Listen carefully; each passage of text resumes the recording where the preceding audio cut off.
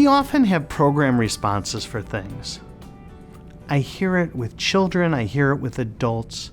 And one of the best examples I could give you is I have a good friend who, when I say, what's going on or what's happening, he always says, same old, same old. That's a silly answer. One, it doesn't give me any information. It doesn't tell me how he's doing. It doesn't answer the question. And it doesn't get people to engage. So if someone asks me, what's going on? What's happening? How is business?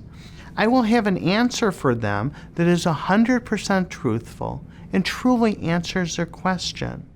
So if I'm talking to someone and they say, what's going on in your business?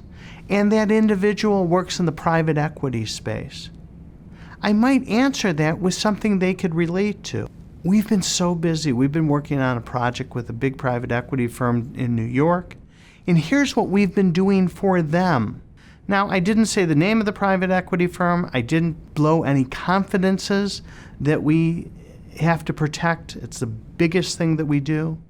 But I was able to have a conversation with the client or prospect or friend that, one, would be interesting to them, and two, may lead to the answer, boy, that's interesting. Can you do that for us or our firm? Isn't that a great answer instead of same old, same old?